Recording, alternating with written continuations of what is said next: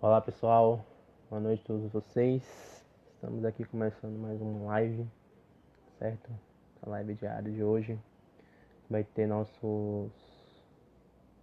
vamos ter um convidado especial hoje, meu amigo Diego Costa, psicólogo, bom psicólogo, né? E a gente vai falar um pouco sobre essa questão da psicologia, a fé, né? Como a fé ajuda a vencer, a superar essas situações, esses obstáculos. Deixa eu ver se eu pego o melhor ângulo aqui assim. Acho que assim tá bom, né? Pegar um prisma, isso é importante também. Até porque, por exemplo, a gente tem dois santos na história da igreja, né? Deve ter mais, mas assim, os que eu me lembro, né? Que tiveram problemas decorrentes, né? Problema com psicologia, psique, né? Em certo sentido, eles, através da fé, conseguiram vencer isso, né? Então, em primeiro lugar, Santa Teresinha, né? E o pai dela, curiosamente, né? Estou esperando aqui só o meu caro amigo Diego entrar aqui na live. Por enquanto ele não entrou ainda. Entre não entra, a gente vai desenvolvendo um pouco mais aqui, certo? Dar os avisos iniciais aqui, né? De que a gente ainda está no processo de venda do e-book. Lembrando que a venda vai auxiliar vocês, né, inteiramente. Está num preço super leve, super suave, tá? R$19,90. São 2 livros, mas ainda participação na comunidade, né?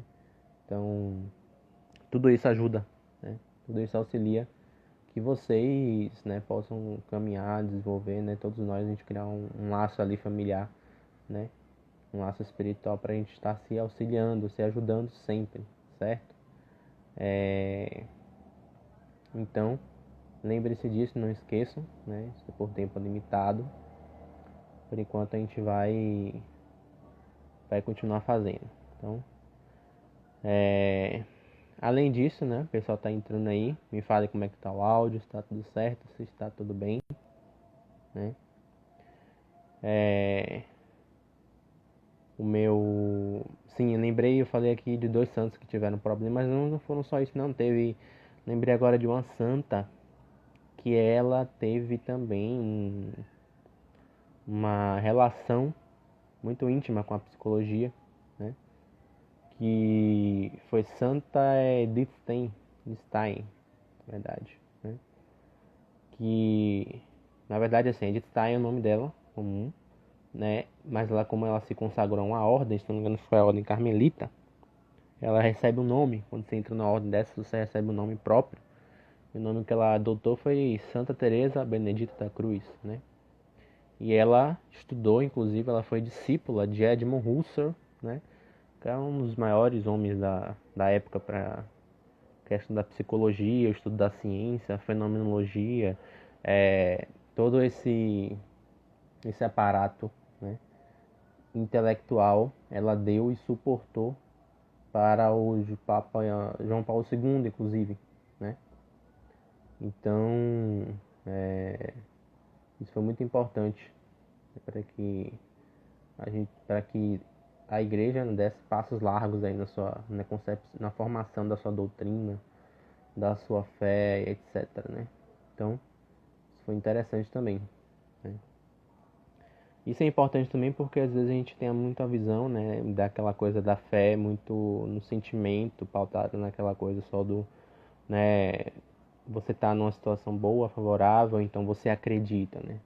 Você está fora de uma situação assim, aí você deixa de acreditar, né? Fica uma coisa muito não sustentada, né? Muito fraca.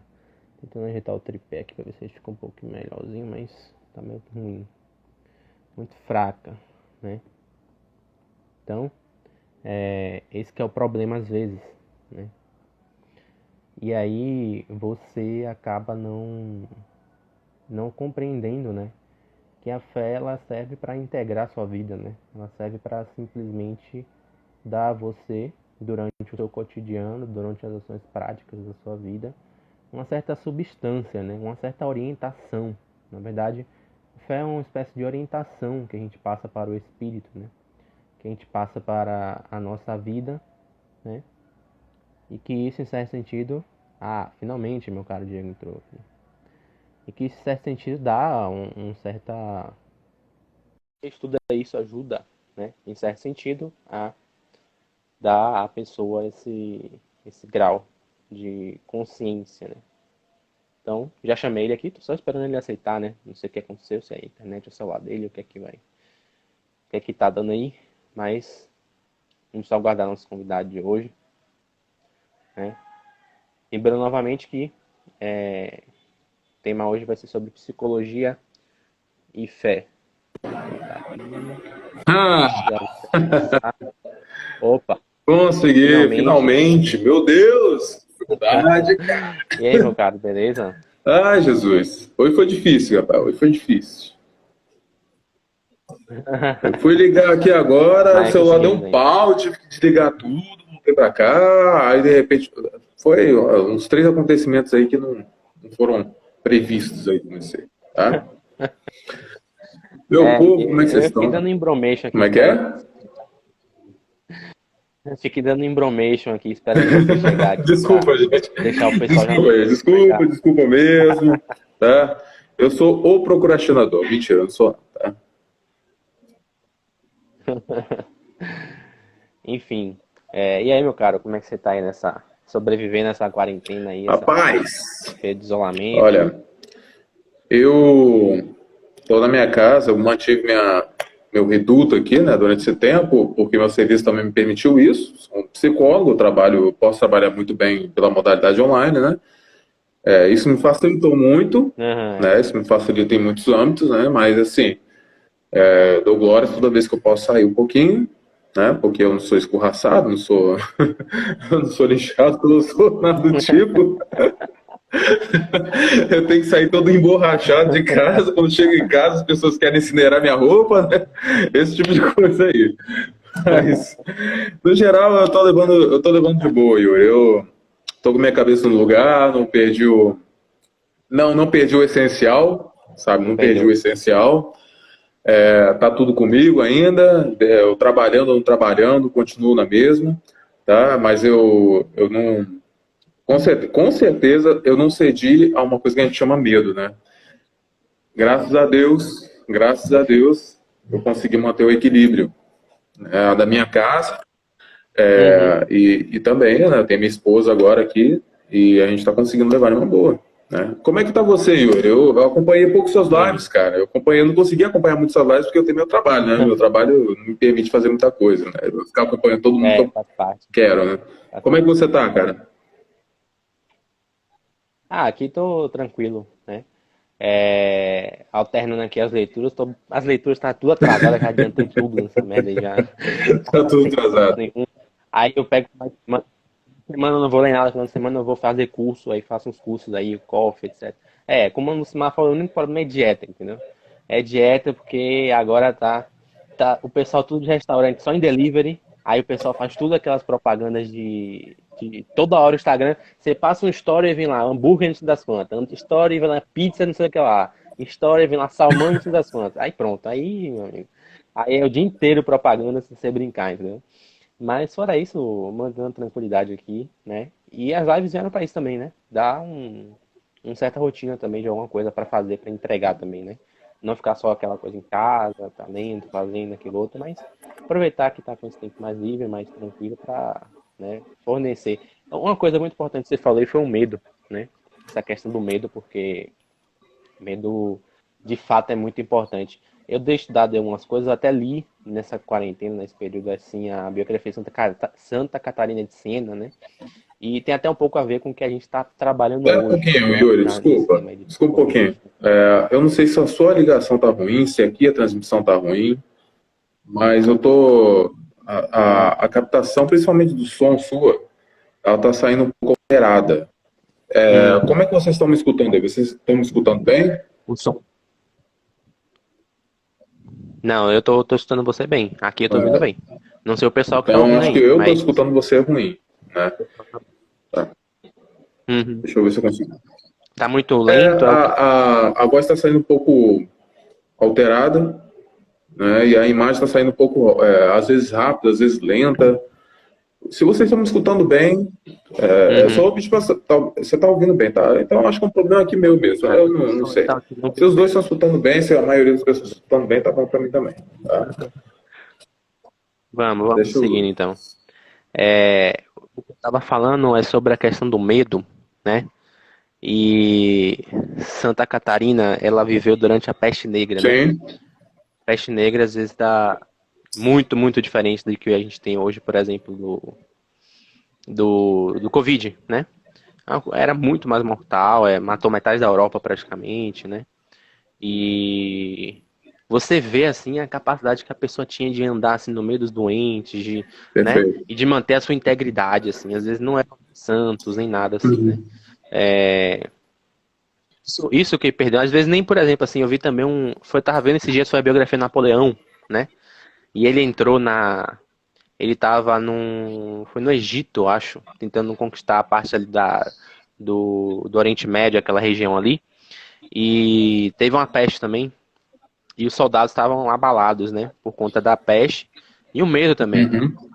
O maluco pegou assim, tipo, o cara que tava no chão, né? Morto ali pela peste, e o cara tava no chão morto. E ele chegou, pegou o cara pelas mãos e botou em cima da maca, cobriu ele, justamente para mostrar que é aquela coisa, olha, não dá para você se deixar dominar pelo medo, né? Ou seja, tem uma relação dessa questão do medo com a doença física, né? Com esse problema. O que você pode dizer Tá, quanto a isso? cara. Deixa eu só pedir uma coisa aqui. Esposa, traz uma água pra mim, por favor. A imagem aqui tá péssima. Eu esqueci de trazer minha água. Se eu fico sem água aqui, minha garganta seca em 2 tempos. Tá, a gente está falando de um sentimento que nós. Eu sou psicólogo, tá, gente? Quando você começa a falar de sentimento para mim, Uhum, eu já começo a fazer umas análises próprias da coisa, tá? Obviamente que não sem olhar o histórico da pessoa, da época, do contexto, tá bom? Quando você fala de um medo para mim é uhum, uma coisa que nós chamamos de adaptativo, tá? É um medo funcional, é adaptativo, quer dizer, o medo tem sua função, ele tem o seu lugar, o medo tem o seu lugar, tá? O medo tem lugar em todos os lugares, em qualquer contexto, em todos os momentos? Não, obviamente que não. O medo, a princípio, ele é uma reação bioquímica, todo mundo vai ter medo de alguma coisa. Mas pelo histórico, pela genética e por N fatores, você vai sentir medo de uma coisa e não vai ter medo de outras coisas, tá? Nós temos medo patológico, medo que é muito funcional, muito adaptativo, que tem que estar lá. Eu vou falar para você, Yuri, vamos lá brincar com os tubarões? Vamos lá brincar com os tubarões, Yuri, tal. Vamos dar um mergulho, sem proteção, sem grade, caramba, quatro. Se eu for um psicólogo, eu convencer você de que você não precisa ter medo dos tubarões, né? Eu fazer você cair no meio dos tubarões de uma forma leviana, óbvio. Eu tô falando aqui de uma maneira leviana, tá? Vamos mergulhar nos tubarões porque eu quero ter um pouco de adrenalina, tá? Vamos pular de bungee jump com uma corda fina porque eu quero ter um pouco de adrenalina, de uma forma leviana. Eu vou ser um péssimo psicólogo, em primeiro lugar, vou ser um péssimo psicólogo, né? E em segundo lugar, você vai ter um medo no lugar que não deveria existir. Você vai ter medo no lugar, você não vai ter medo no lugar que deveria existir, tá? Então, assim, o sentimento, ele independe de sua função, ele pode ter uma vertente patológica ou um lugar, ele pode estar instalado de uma maneira muito virtuosa, tá bom? Quando a gente fala da imagem dos santos, quando a gente vê da vida dos santos, né? Esse pessoal, eles não tinham medo. Claro que eles tinham medo, né? Eles são pessoas, tá? Isso está para além de uma certa uhum, consciência, isso está para além de simplesmente a vivência da pessoa. Isso se instala de uma forma muito ontológica, de uma forma muito vem no organismo do ser humano de uma forma muito mais antiga do que precede a própria história dele.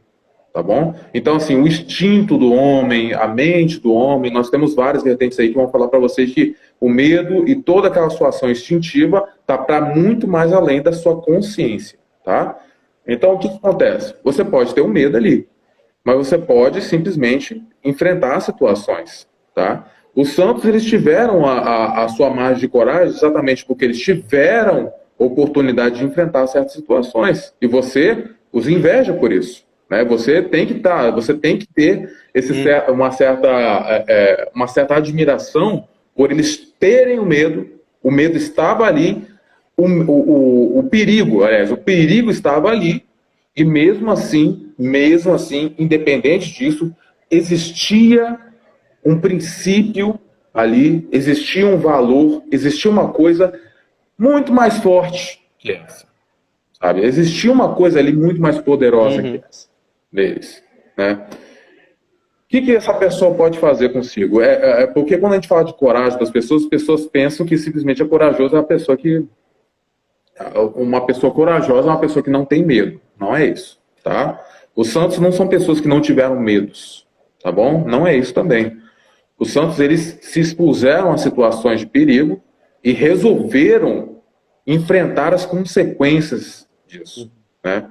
É diferente, muito diferente, uma pessoa que vê o perigo e corre, vai na situação contrária, né? Eles se expuseram a certo grau de perigo e, pelos seus princípios, decidiram enfrentar esse tipo de coisa.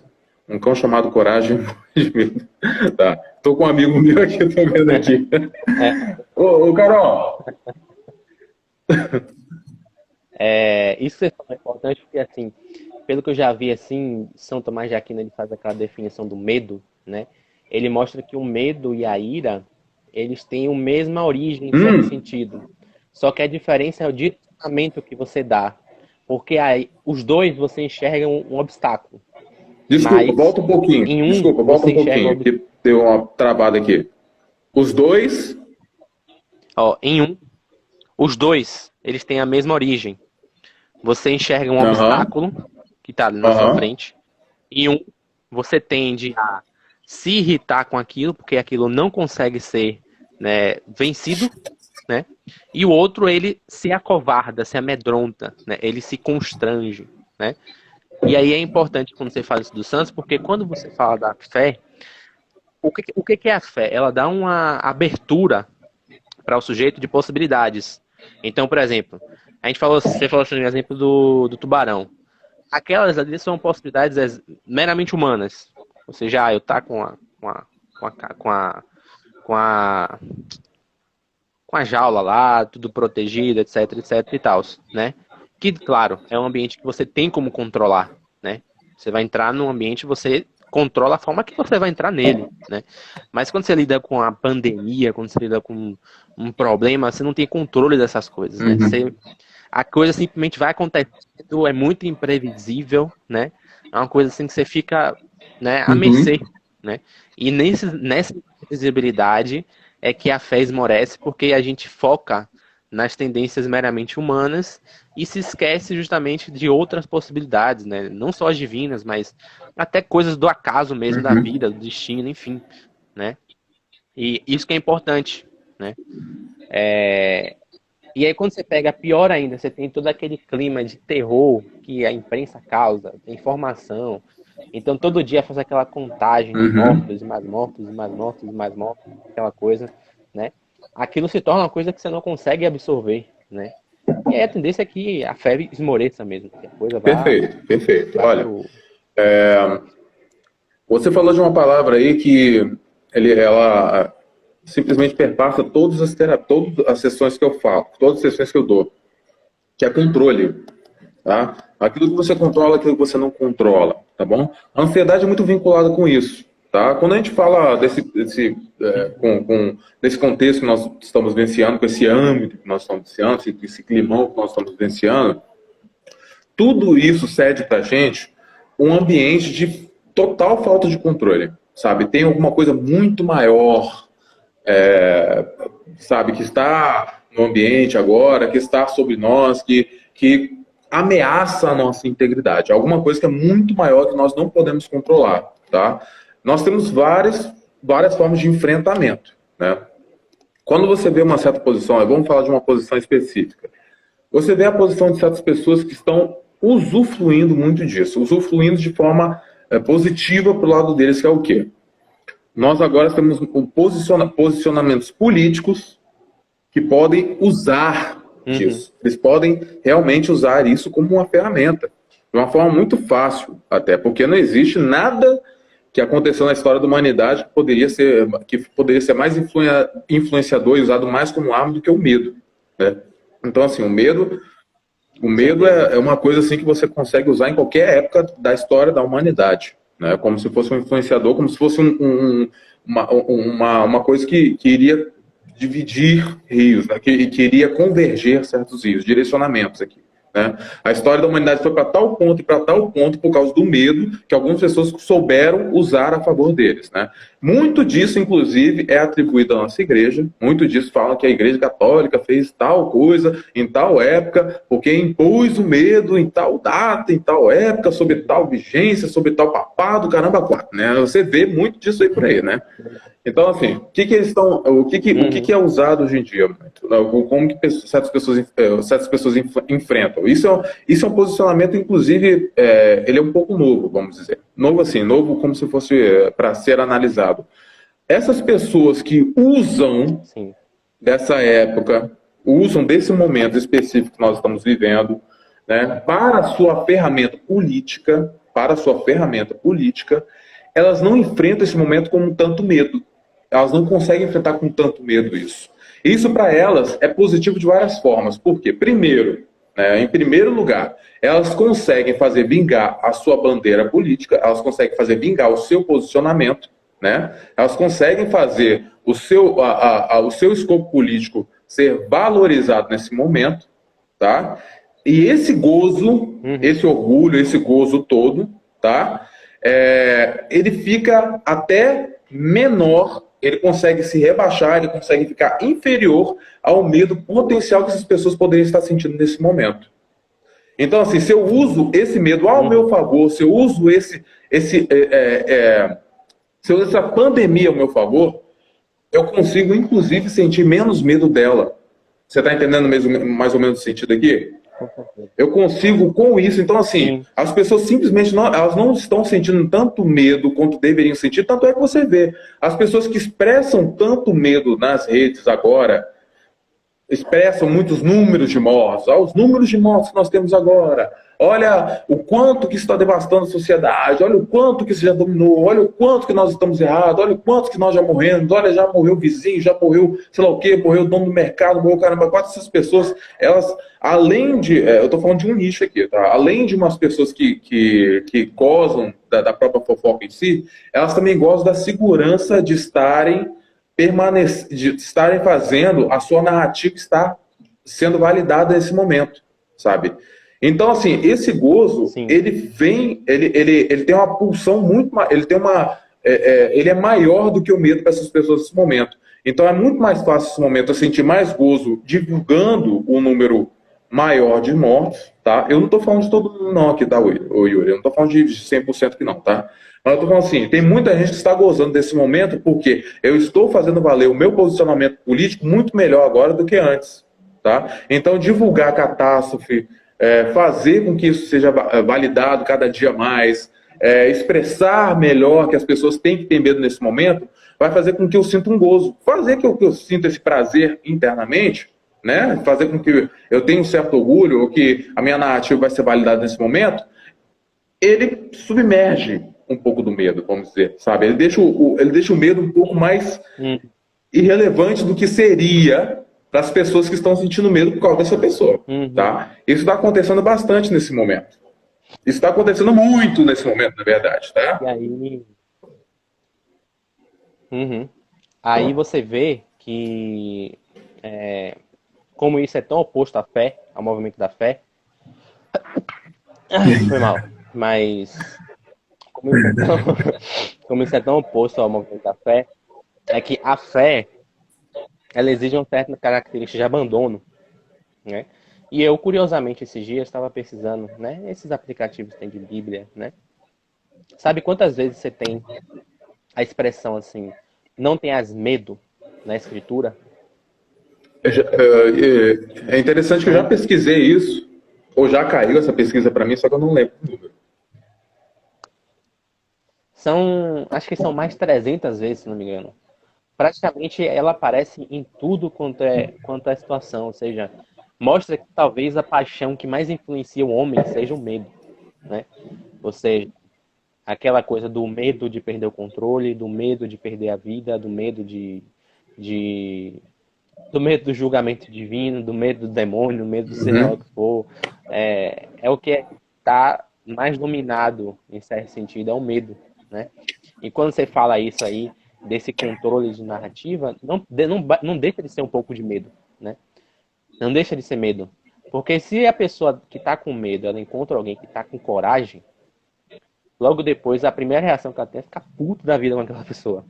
Porque ela fica assim, como assim você não tá com medo? Você não tá achando que o mundo vai cair? Como assim? Aquela coisa, ela começa a ficar irritada com você. Porque só o fato de você manter a tranquilidade, de você manter a normalidade, você, em certo sentido, já está evidenciando a covardia do outro, já salta os olhos de todo mundo. Que aquela pessoa está dominada ali pelo sentimento de medo, está sendo influenciada por Uhum. aquilo. Sim. Então, esse dia, por exemplo, você tem noção, né? Como isso acaba, isso corrói mesmo o psicológico das pessoas. Então, esses dias num grupo aí de amigos, né, num grupo de amigos católicos, né, e tem um sacerdote, parece que ele ficou trabalhando por um período no hospital, né, e, rapaz, qualquer coisa que a gente fale, ele já entra lá, não, porque você já viu quantas pessoas estão morrendo lá em Manaus, que não sei o que, às vezes tá falando, sabe, falando do gato ali da esquina, sei lá, não sei, Uhum. né? E ele dá um jeito de encaixar o tema, sabe? Você vê que a pessoa tá dominada por aquilo, a pessoa tá, ela só enxerga aquilo ali, ela só enxerga Roma pegando fogo, Uhum. né? Ela não enxerga outras possibilidades que podem Sim, surgir, sim, né? perfeito. Isso em certo sentido, é complicado, é É triste, como eu falo para muitos né? pacientes Ainda meus, mais para pessoa. o Yuri. Como eu falo para muitos pacientes meus, né? Quando a gente fala de medo, quando a gente fala de ansiedade, que é basicamente medo antecipatório e tudo mais, o que acontece com a visão da pessoa? Ela reduz as possibilidades cognitivas, ela reduz as possibilidades, as capacidades dela pensar em tudo, sabe? De uma forma diversa sobre o mundo, de uma forma diversa sobre tudo, sobre a realidade em si, sabe? Que o medo, ele serve para isso. Enquanto a liberdade, a felicidade, eles dão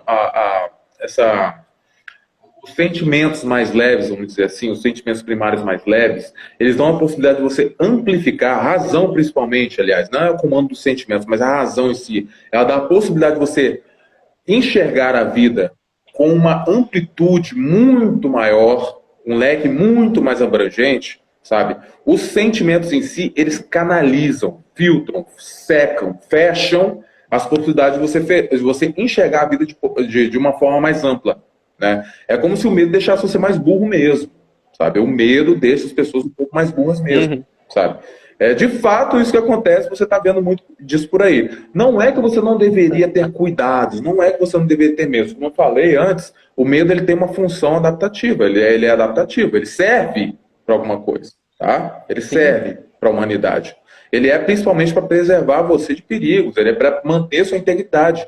Mas o problema é que manter integridade do quê? Do que o cristão deveria ter medo, Yuri? Responde para mim. Do que você deveria ter medo?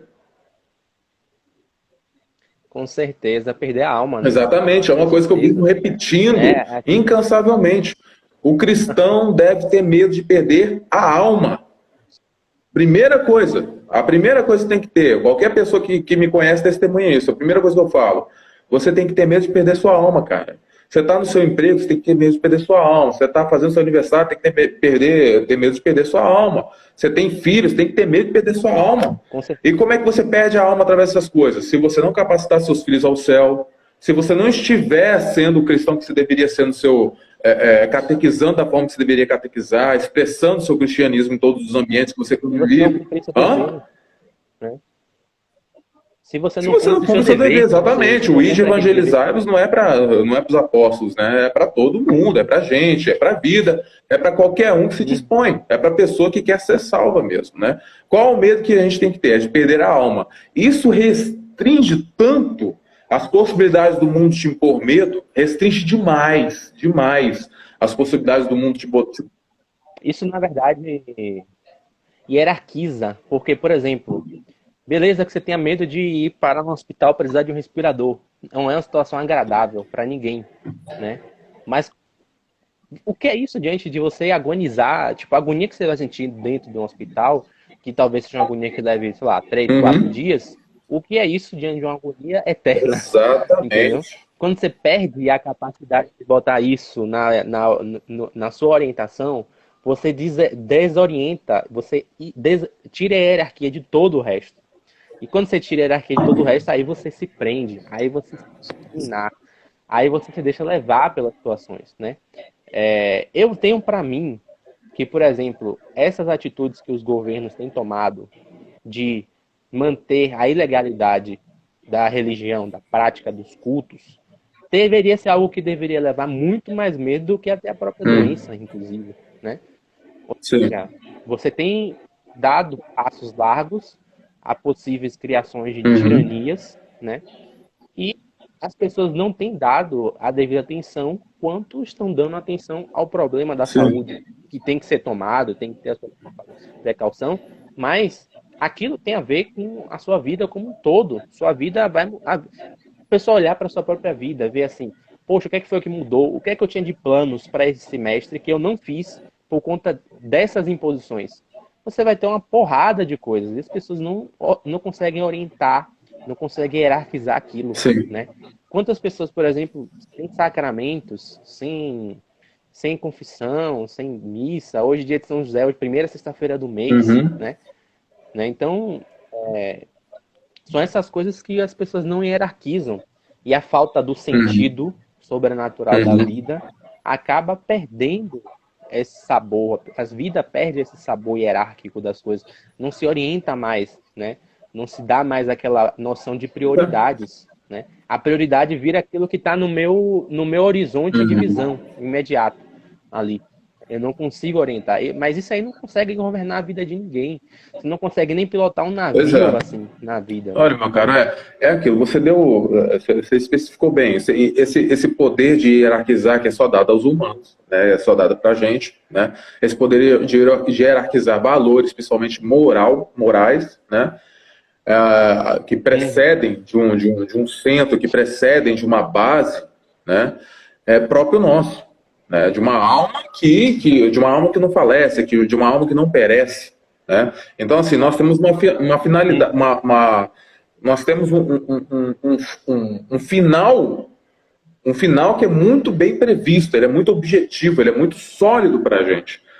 Quando isso começa a desvanecer na nossa frente, quando essa eternidade começa a desvanecer na nossa frente, que a gente deveria começar a deixar as coisas, que a gente deveria ligar o sistema de alerta.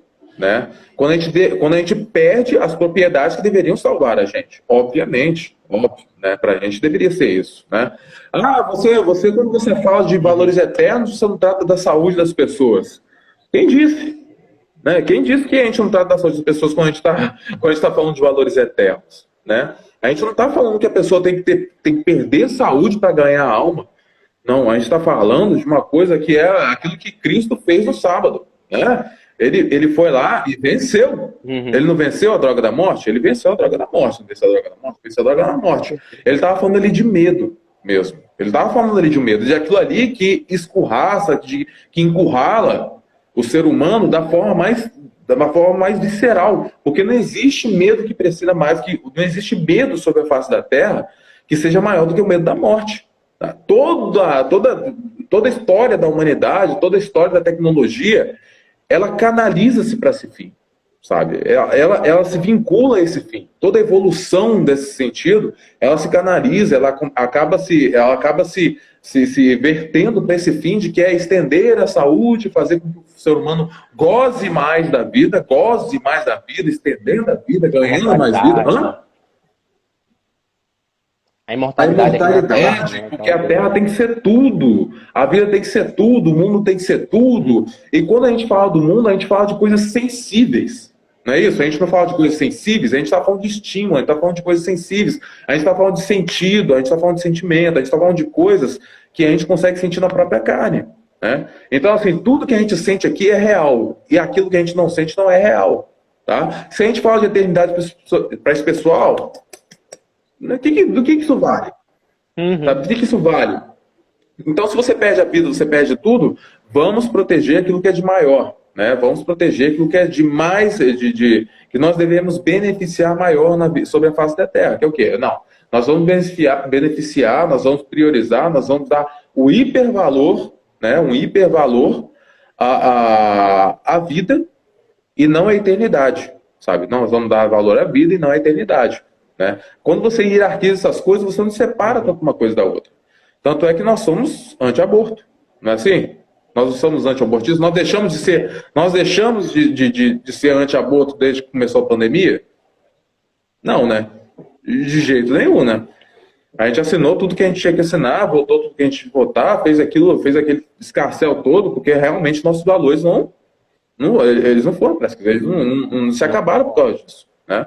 Mas quando a gente hierarquiza de uma forma errônea, ou quando a gente faz esse horizonte, quando a gente faz essa relação, né, de valores ficar espaçada, esbarçada, ou quando a gente dá um sentido diferente para aquilo que deveria ser concêntrico, que deveria ser centrado na eternidade, tudo vale, Yuri, tudo vale, tudo fica centrado nos sentidos mesmo, tudo fica centrado naquilo que é tangível, né?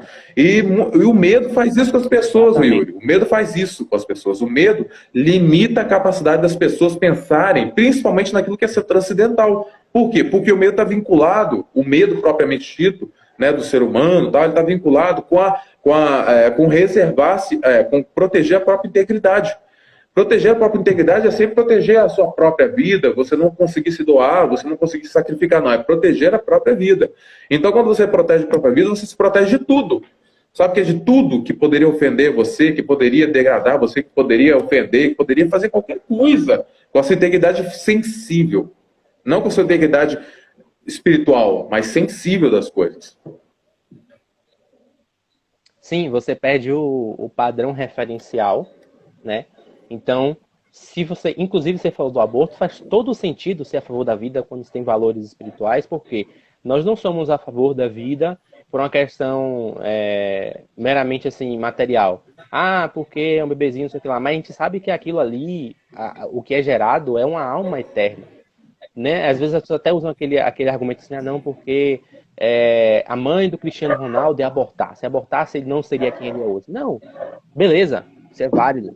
Mas podia ser um mendigo ali da esquina, podia ser qualquer pessoa que não tivesse nenhuma posição social importante. Não é por uma questão material, mas é por uma questão de que aquilo ali é uma alma eterna e vale muito mais do que qualquer decisão que qualquer ser humano tome aqui na Terra, né?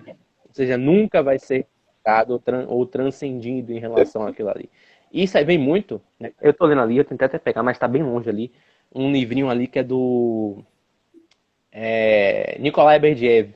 É um filósofo, ele pode parecer nada a ver, mas ele trata assim, de um tema que ele está mostrando exatamente a transição de valores, a transição espiritual do homem da Idade Média até a última Rússia socialista. E ele trata exatamente disso. Ele diz que, olha, na Europa moderna, na Europa pós-medievo, você teve uma tentativa de desvincular o homem das suas energias criadoras, que é aquele que ele chama de energia do espírito, que seriam o quê? A fé, justamente as virtudes, o ascetismo cristão, né? Ou seja, aquela coisa de, olha, eu abandono alguns materiais aqui, sei lá, abstinência de carne, faço um jejum, né? E etc., para entender e fazer com que a sua mente, você mesmo, vá compreendendo que, apesar de você depender dessas coisas, elas são passageiras, não são perenes. Sim. Né? E o que vai importar mesmo é o que você vincula aquilo justamente à sua alma, ou seja, você vincular a capacidade de suportar, de se resignar a algo. Mas quando você tira essas energias do homem, quando você transforma o homem somente num animal, né, em alguém que não consegue enxergar nada para além dele, né, uma espécie de homem-deus, né, a tendência é justamente que no primeiro sinal de medo, no primeiro sinal de instabilidade, a pessoa vai simplesmente tentar criar um paraíso na Terra. E aí, né, ela tenta criar um paraíso na Terra, criando um inferno para os outros. Né? É sempre assim, né? Aquela coisa, vamos fazer as pessoas aceitarem a nossa paz pela força. Né? Então, é justamente isso. É um desordenamento brutal. Então, por exemplo, você vê agora, por exemplo, pessoas que, beleza, eu tô com medo, não vou sair de casa. Mas pessoas criando perfis no Instagram para denunciar fulano que está indo sair. Às vezes fulano tem que sair porque precisa comer, precisa trabalhar. Fulano precisa sair porque precisa comprar alguma coisa na rua, um remédio, seja lá o que for. E o cara tá tirando foto para expor na rede, entendeu?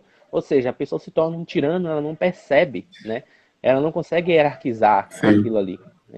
Isso, e eu confesso que isso me assusta mais do que o próprio caráter da doença em si, etc, né? Ou seja, o descontrole emocional que as pessoas estão tendo justamente por conta dessa ausência do elemento espiritual, da fé, da falta de não se entregar ao Sim. desespero, né? É importante também porque não pode falar, pode falar. Quando você fala Senão esse minha tipo de garganta coisa seca aqui assim, também. eu fico. É porque assim, mesmo como psicólogo, assim, você encontra luta, né? Isso é tudo luta, isso é tudo luta, né? Isso é tudo uma luta bastante árdua, a gente, a carne, a gente o tempo todo, né? Como eu estava falando antes, e emendando o que você está falando, como eu falei, o medo é uma questão de sentidos mesmo. Né? O medo é uma questão assim de você, como eu falei, é uma coisa que tem que funcionar do jeito certo. E quando ele está instalado do jeito errado, ele faz de tudo para que você se instale nesse mundo, para que você se instale nesse mundo da forma que ele está, da forma que ele é. Né? Quando você cria um homem que é muito mais espiritual, que é muito menos carnal, é muito mais espiritual, ele vai ter medo das coisas certas, ele vai transcender, sabe? Ele vai transcender certos períodos como a gente está passando agora. E no sentido de quê? No sentido de quê? Ele não vai se armar como se fosse a pior coisa do mundo, né? Porque ele já tem a pior coisa do mundo desde a época que ele toma consciência disso. Qual que é a pior coisa do mundo? A gente já conversou sobre isso, né? A pior coisa do mundo é aquela ali. Mas você tem como argumentar consigo mesmo o porquê que eu estou passando por isso dessa forma que eu estou passando, né? É óbvio que você vai ter um pouco de medo, cara. É óbvio, porque você está num contexto, sabe? Tudo fala para você que você tem um pouco de medo. Que você tem que ter um pouco de medo, né? Porque você vive nesse mundo sensível, você vive imergido nessa sensibilidade toda. Você chuta, você bate o dedinho na quina da mesa aí, você vai sentir uma dor, né, uma dor enorme com as coisas. Então, assim, isso te deixa muito apegado a certos níveis muito superficiais daquilo que você deveria realmente estar mais atento, né? Uma dor, ela pode te fazer ficar, quando você estava falando dos respiradores, eu estava lembrando, uma dor pode fazer ficar vinculado a esse mundo muito mais do que no outro, de certa forma. Mas não da forma que nós pensamos, sabe? Sim. E nós poderíamos estar aproveitando muito melhor esse tempo, nós poderíamos estar vivenciando muito melhor esse tempo num estado de meditação profunda, num estado de oração profunda, do que ficar tanto tempo passando como esse pessoal está passando nas redes sociais, cara. Porque eclodiu todo mundo que estava assim na quarentena das redes sociais, sabe, ao longo do ano, não vou sair por causa, sei lá o quê, por causa de vida intelectual, caramba, todo mundo se voltou, todo mundo voltou para as redes sociais. Você percebeu isso? O pessoal não saiu, não, o pessoal voltou. Eu Com tenho que certeza. fazer minha opinião, eu tenho que fazer minha opinião valer. Tal. Agora eu tô com medo, as pessoas têm que saber que eu tô com medo. Então, assim, todo mundo bateu o dedinho, sabe? Todo mundo bateu o dedinho, sentiu a dor, agora todo mundo tem que saber que eu tô com uma dor imensa aqui. Essas pessoas, elas não têm noção de quais são as perguntas essenciais que você tem que fazer para o seu dia a dia. Sabe, da coisa que você acorda. Quando eu falo para as pessoas, essa é a parte importante. Aquilo que eu falo para o dia a dia das pessoas, eu falo para a vida. Sabe, que você tem que ter uma certa ordem. Quando a gente está falando de hierarquia, a gente fala disso também, né? Que você tem que ter uma certa ordem, e essa ordem tem que movimentar o seu dia, né? Você você deixa uma coisa que é uma base, você construir essa base, a partir do momento que você constrói essa base, o resto é resto, sabe? Porque qualquer coisa que você fizer aqui em cima, você vai saber para onde voltar, entendeu? Então, assim, a vida do cristão pode ir para qualquer canto, mas ela sabe para onde voltar, entendeu? Ela sabe qual que é o básico que ela tem, para onde que ela tem que voltar, né? E esse para onde que ela tem que voltar tem que residir o conforto, o alívio, sabe? É onde tem que residir aquilo que deveria movimentar aquilo que é de essencial, né? Então, assim, quando a gente fala de medo, quando a gente fala de sentimentos, quando a gente fala de alegria, medo, raiva, caramba, quatro, tudo tem que estar vinculado a isso, de uma esfera muito mais profunda e muito bem trabalhado no nosso dia a dia, do tipo, eu vou passar por esse dia inteiro vivenciando que tipo de sentimentos vinculados a que tipo de base. Se eu vou para o meu serviço, que é um sacrifício imenso, né? O meu serviço é um sacrifício imenso, eu vou trabalhar para fazer alguma coisa.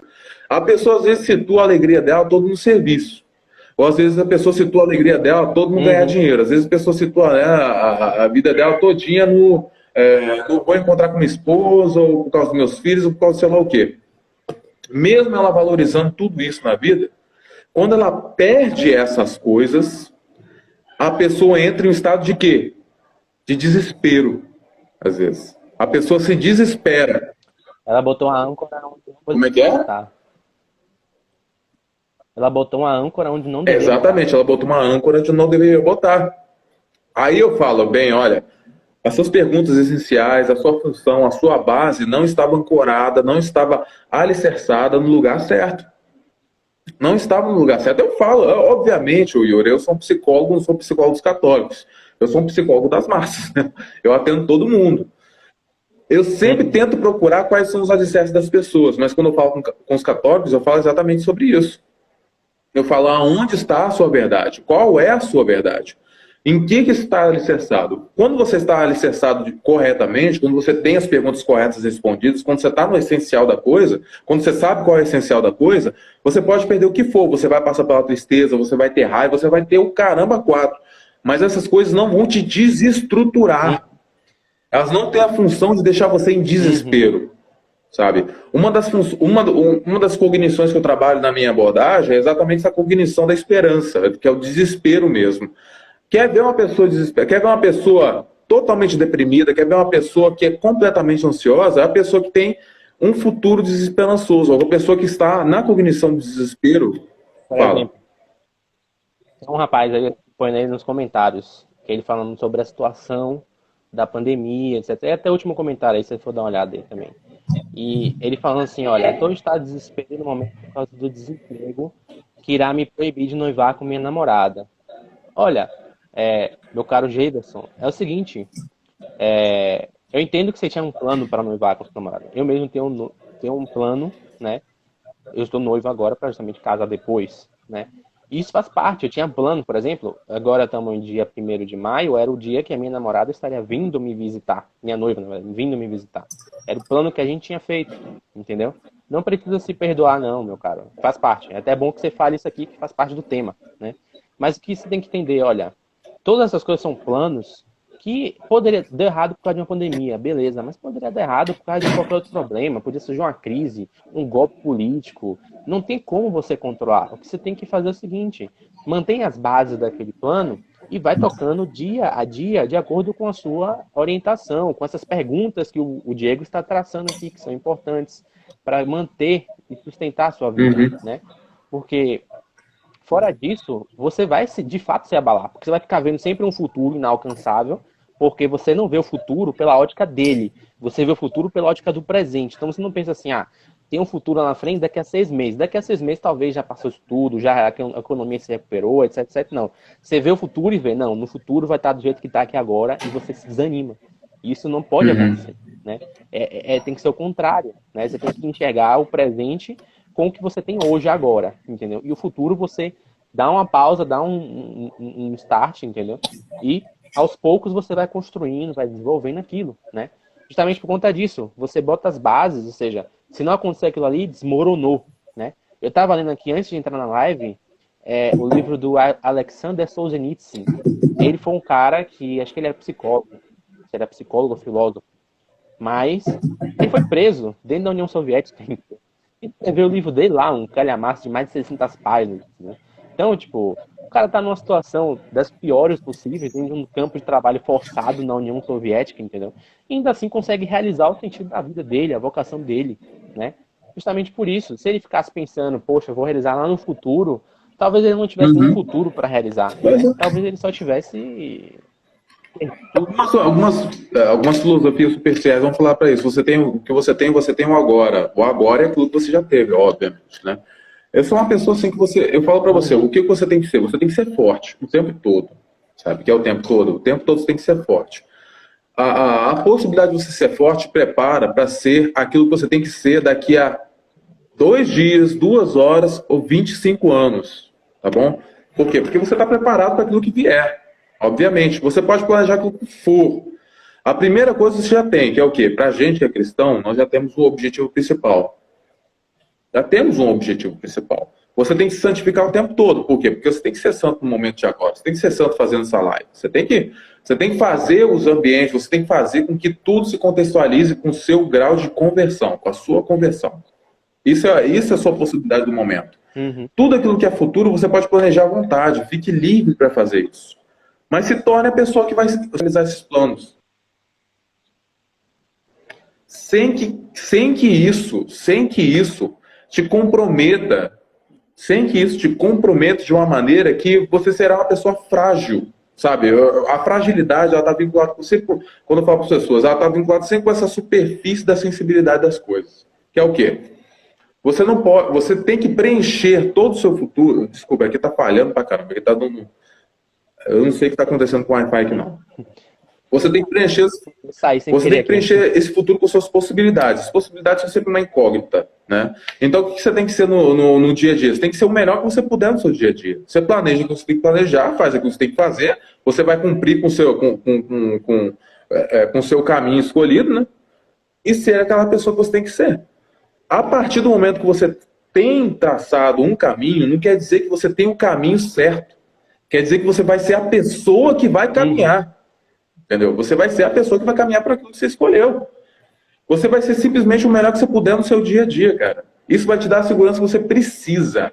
Você vai ser o melhor que você puder hoje, quando você acordar às 7 horas da manhã, quando você acordar às 8 horas da manhã, dentro daquelas possibilidades limitadas, sabe? Isso te livra de muita ansiedade, na verdade. É uma possibilidade limitada de eu ser o melhor que eu puder ser dentro daquilo que eu tenho no dia de hoje. Entendeu? Com as minhas incompetências, com as minhas virtudes, com as minhas... Sabe? Com todo tipo de limitação que eu tenho. É isso que eu tenho agora. É isso que eu tenho que trabalhar. É aqueles padrões de virtude que eu tenho que trabalhar no dia a dia. Sabe? A pessoa do futuro vai te agradecer muito quando você começar a trabalhar no dia a dia. É só isso que você tem. É simplesmente isso que você tem. Sabe? Fazendo as perguntas corretas, Yuri, fazendo as perguntas corretas do dia a dia, traçando os objetivos do dia a dia, fazendo esse afunilamento, essa hierarquização do dia a dia, sabe? Como eu sempre falo com meus pacientes, você faz essa coisa de um projeto futuro grandioso. Ah, eu vou ser tal pessoa daqui, sei lá quanto tempo. Vamos pensar em uma vida de uma pessoa um pouco mais superficial aí. Ah, nós estamos falando de uma pessoa que quer ascender a tal cargo em tal empresa, caramba, quatro, sei lá o quê. Você vai fazer de tudo para alcançar aquilo ali. Sabe? Isso vai determinar que você seja um bom trabalhador. Nós não queremos ser bons trabalhadores. Sabe? O nosso trabalho não é esse. Entendeu? O nosso trabalho não é ser um bom estudioso. Tanto é que tem gente que não tem menor tino para ser estudioso. Nós não queremos ser bom, sei lá o quê. Não, nós queremos ser salvos. Sabe? A única função da gente que tem aqui é ser salvo. Com certeza. Entendeu? Você pode escolher o caminho que for para isso. Tem que estar em função. Fala. Isso tem que estar em função, uma coisa tem que estar em função da outra, né? Sim. Eu lembro muito de você falando disso aí, o exemplo da Terezinha, né? Porque ela, quando perdeu a mãe, ou seja, a mãe era a âncora dela. Ela, a mais nova de, sei lá, acho que eram 5 filhas, não lembro. A mãe morre, entendeu? É óbvio que a caçula é que sente mais, né? Então, quando a mãe morreu, ela entrou num estado depressivo muito grande, a ponto de talvez até pensar em situações de depressão, de suicídio mesmo. E numa tentativa, ou seja, quando você... É aquela coisa, é mudar a perspectiva, a visão, o olhar. Sim. Quando ela botou os olhos na imagem de Nossa Senhora, que era, curiosamente, aquela Nossa Senhora do Sorriso, né? Ela começou e a perspectiva dela de que aquele mundo não havia mais saída mudou. Porque ela olhou para algo diferente. Se você olha só para aquilo o tempo todo, né, você só se pauta, só se adapta àquilo. Você falou várias vezes, o medo é uma função adaptativa. Eu lembro muito do 12 Regras do Jordan Peterson, falando de um capítulo, que o que acontece? O nosso cérebro, ele filtra as informações que ele quer absorver. Porque ele não consegue absorver tudo. É impossível. Então, o que é que ele faz? Ele só absorve aquilo que a pessoa está focada. Se você está focada só no problema, no medo, na doença, óbvio que o que vai pesar para você, o que seu cérebro vai absorver, o que vai transformar a sua vida inteira é isso. Né? Mas quando você muda e volta a sua perspectiva para algo além disso, para algo que está acima de algo que você não controla, ou seja, você consegue, de fato, transcender aquilo, né? Você absorve a circunstância e você se transforma em alguém melhor, entendeu? Você consegue sair daquela como alguém melhor. Então você não percebe assim, eu vou sair daquilo ali, né, e vou me deixar bater, mas eu vou sair daquilo ali de uma forma que eu consiga superar, eu consiga me tornar alguém melhor, adicionar virtudes, adicionar qualidades, adicionar conhecimentos, né? Sim, pois é. Quando a gente fala dessa situação assim, eu fico. Eu sempre paro para pensar, principalmente, Yuri, no quanto o ser humano ele conseguiu já ficar frágil, sabe? Ele já se tem com uma pessoa muito frágil, sabe? A gente consegue deixar a nossa natureza, a gente consegue resumir a nossa natureza a coisas tão bobas e banais no dia a dia, sabe? Que realmente não teria como ele não ser uma pessoa muito frágil. Quando a gente fala da terapia hoje em dia, você pode ver o quanto as abordagens elas observam a pessoa como se fosse um ser humano frágilzinho, sabe? Ele é frágilzinho, vamos deixar ele mais frágil ainda, vamos defendê-lo de tudo que o mundo pode oferecer para ele, sabe? Nossa, a humanidade toda está errada, você está certo, então vamos isolá-lo, vamos defendê-lo, vamos protegê-lo, vamos sei lá o quê. Não é que o mundo não seja ofensivo, não é que você não seja uma pessoa sendo agredida, não é nada do tipo, não é como se você não fosse uma pessoa vulnerável. Você de fato é uma pessoa vulnerável em muitos pontos, mas você não deveria aprender a se tornar mais ainda vulnerável ou a se ter como vulnerável e todo mundo está errado, o mundo inteiro está errado, o mundo deveria ser todo diferente, sabe? O mundo deveria ser todo diferente. Eu estou num lugar onde não mereço estar e o mundo deveria ser todo diferente. Eu mereço um mundo colorido. Eu mereço um mundo melhor, eu mereço um mundo onde todo mundo me aceita, eu mereço um mundo onde todos os meus defeitos são as melhores coisas que deveriam ser expressadas, deveriam ser aderidas como cultura, deveriam ser aderidas como regras, deveriam ser aprendidas por todo mundo, sabe? Eu não tenho...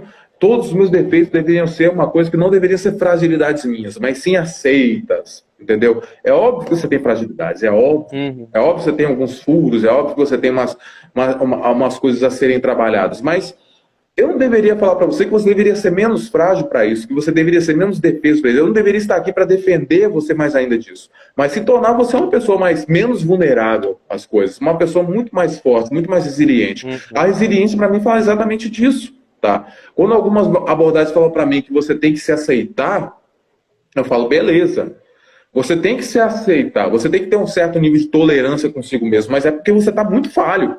Você está muito errado, você está muito falho, você tem que olhar para isso, saber como que você está aqui, entender como é que você está aqui, tomar consciência de como é que você está e melhorar. Né? Ah, não, você está estipulando o padrão, Diego. Eu estou estipulando o padrão mesmo, sabe? Eu não criei o mundo, eu não vou criar as regras também a partir das minhas regras. Eu não vou criar as minhas regras a partir dos meus padrões. Eu não criei realmente o mundo mesmo. Eu não fiz as coisas à minha mercê. Eu sei que você vai ser engolido a partir do momento que você sair dessa sessão aqui. Então eu não vou te tornar uma pessoa que seja mais vulnerável ainda. Eu vou te tornar uma pessoa que seja resistente. Entendeu? E tudo no mundo tá falando para você ser um pouco mais sensível. Tudo no mundo tá falando que você seja um pouco mais visceral, um pouco mais descamado, sabe? Que você seja uma pessoa mais indefesa. Entendeu? É uma coisa assim que eu fico vendo isso a lote. Eu vou falar de vulnerabilidade, vou falar de ansiedade, vou falar de medo, vou falar de um monte de coisa. Eu vejo que as pessoas estão procurando prazer enlouquecidamente, como se fosse a melhor coisa do mundo. Prazer, prazer, prazer, prazer, prazer o tempo todo. Mas ninguém está saindo como se fosse, como se assim, a vida fosse te oferecer também as demandas que ela oferece, que é o quê? É muito trabalho.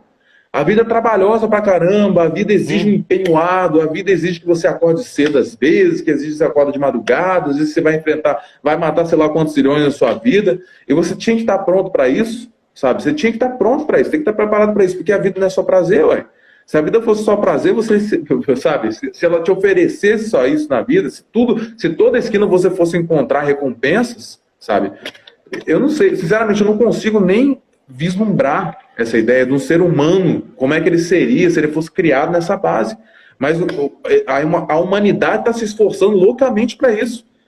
Você vê que saem ideias esdrúxulas à torta e à direita aí para falar que o ser humano está certo em todas as suas ideias mais utópicas sobre como ser. Você cria uma cortina de fumaça entre o sujeito e a realidade. Aí quando surge a realidade batendo forte na cara dele, como uma doença, uma morte, aí pronto, entra todo mundo em desespero. Mas é claro, você vivia num mundo maravilhoso e top. Agora você está vivendo no mundo real. Exato. Faltam 27 segundos. Pois é. Agora, Rapaz, o que eu estava falando exatamente sobre isso, Yuri? O que nós vivenciamos hoje é uma dádiva, vamos dizer assim. Eu não sou uma pessoa sádica, não. Não sou do... Diego, faltam